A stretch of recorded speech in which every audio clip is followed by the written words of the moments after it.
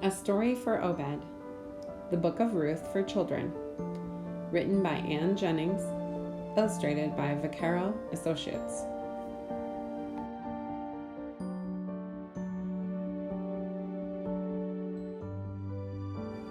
Young Obed, you are 8 today, said Grandma Naomi. Have you a wish that I could grant? I'll do so happily. Tell me a story, Obed cried. Of course, old Naomi replied. I'll tell you one I love to repeat, of how your parents happened to meet. You'll like it. Here, sit down, young man, and hear just how it all began.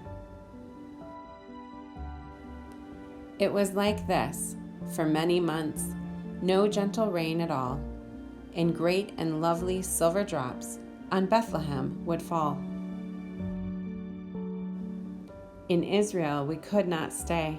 Our family had to move away and live for many days and nights among the friendly Moabites. How long? The boy asked eagerly. For 10 whole years, said Naomi. What happened then?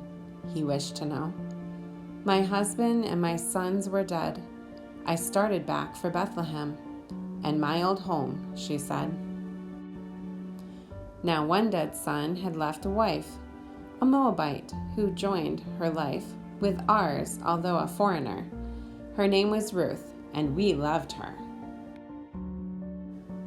My journey had not yet begun when Ruth said, Mother, we are one, and you and I must never part. You know that you have all my heart. The same bright sun on us will shine. Your God, your people, shall be mine. When we arrived in Bethlehem, we had no food to eat.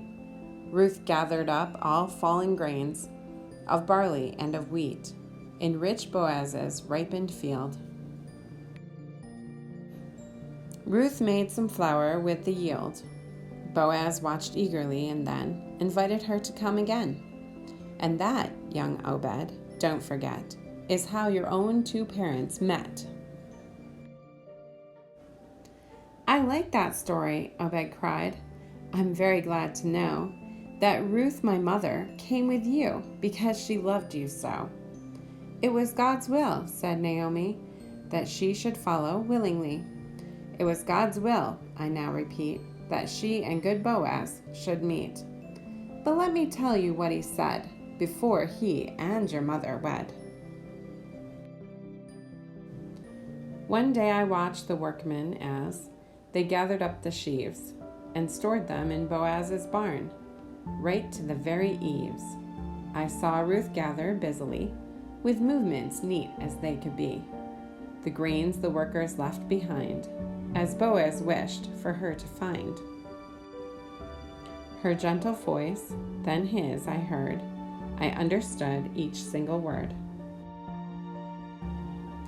She spoke. I am a stranger here. Why are you so kind to me? I'm kind because you've won my heart by your good deeds, said he.